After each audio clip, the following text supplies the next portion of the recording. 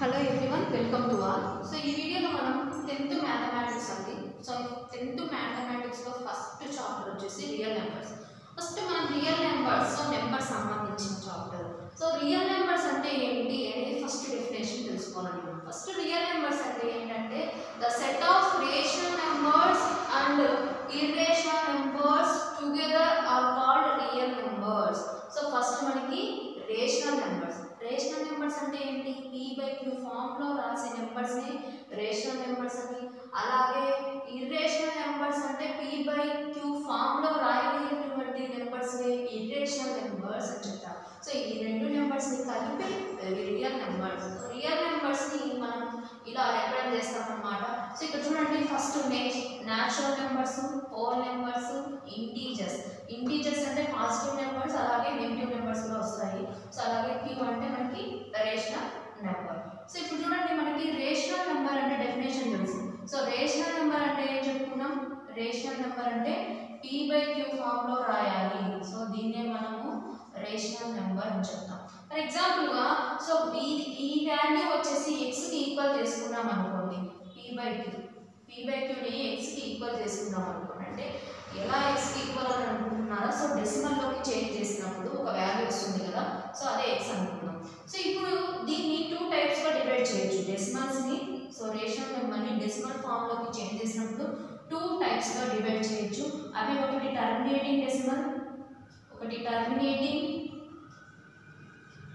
అలాగే నెక్స్ట్ వచ్చేసి non terminating decimals. ఇలా టూ టైప్స్ ఆఫ్ డెసిమల్స్ ఉంటాయి. ఓకేనా?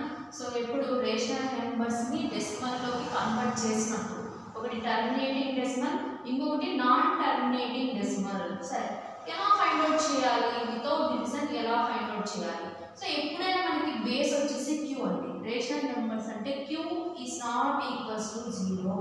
సో ఫర్ కండిషన్ నెంబర్ 1 ఏంటంటే టర్మినేటింగ్ డెసిమల్ అవ్వాలి అంటే q వచ్చేసి 2n 5n ఫామ్ లో ఉండాలి. ఉంటే అవి టర్మినేటింగ్ డెసిమల్స్, అంటే రిపీట్ అవ్వవు. సో నాన్ టర్మినేటింగ్ డెసిమల్స్ అంటే ఏంటంటే so q is not in the form of 2n 5n. For example గా టర్మినేటింగ్ డెసిమల్ కి ఎగ్జాంపుల్ తీసుకుందాం. ఇప్పుడు 1/2 ఉంది కదా. సో ఇక్కడ డినామినేటర్ వాల్యూ 2 ఫామ్ లో ఉంది. So it is equals to 0.5 value. So మనకి ఇక్కడ రిపీట్ అవ్వట్లేదు. So it is a terminating decimal. ఓకేనా? So next non terminating decimal. So ఇక్కడ చూడండి, 1/3, 1/7, 1/9. సో ఇలా సో అని చెప్పొచ్చు. Denominator value 2n 5n form లో లేదు. సో ఇది నాన్ టర్మినేటింగ్ డెసిమల్. ఇది కంప్లీట్ గా. ఇప్పుడు q డాష్ అంటే ఏంటంటే ఇర్రేషనల్ నెంబర్స్ అంటే ఏంటి? p/q ఫామ్ లో రాయలేనటువంటి నెంబర్స్ నే ఇర్రేషనల్ నెంబర్స్ అంటారు. ఫర్ ఎగ్జాంపుల్ గా √2 వాల్యూ ఎంత? 1.414 అండ్ సో ఆన్. సో అది వాల్యూ వస్తూనే ఉంటుంది. సో బట్ ఎక్కడ రిపీటెడ్ వాల్యూస్ రావు. ఓకేనా? సో ఇక్కడ చూడండి, 1/3 చూసుకుంటే 0.33 అనేది రిపీట్ అవుతాను. అంటే 3 రిపీట్ అవుతానంటే 3 బార్. ఇలాంటి వాటిని నాన్ టర్మినేటింగ్ డెసిమల్ అంటారు. బట్ ఇక్కడ ఏ వాల్యూ వస్తుందో చెప్పలేము. డిఫరెంట్ వాల్యూస్ వస్తాయి. ఓకేనా? వీటిని మనం ఏమంటాం? ఇర్రేషనల్ నెంబర్స్ అంటారు. ఇర్రేషనల్ నెంబర్స్ ని q డాష్ లో రిప్రజెంట్ చేస్తాము. అలాగే pi value is equals to 3.141 and so on. ఓకేనా? సో ఇప్పుడు ఫస్ట్ మనం 10th మ్యాథ్స్ టెక్స్ట్ బుక్ తీసుకున్నప్పుడు సో ఇది అకార్డింగ్ టు ఏపీ సిలబస్. ఓకేనా? ఏపీ. సో ఓకేనా, ఫస్ట్ డూ దిస్ అని చెప్పేసి ఫస్ట్ క్వశ్చన్ ఇచ్చారు. Find q and r for the following pairs of positive integers a and b satisfying a is equals to bq plus r అని ఇచ్చారు. So ఇప్పుడు మనం ఏం కనుక్కోవాలంట? ఏ వాల్యూ ఇచ్చినారు, బి వాల్యూ ఇచ్చినారు. మనం కనుక్కోవాల్సింది ఇక్కడ q అండ్ r కనుక్కోవాలి. ఆ q అండ్ r ఎలా ఉండాలి అంటే వాళ్ళు ఇచ్చిన ఈక్వేషన్ సాటిస్ఫై చేయాలి అని చెప్పినారు. అవునా?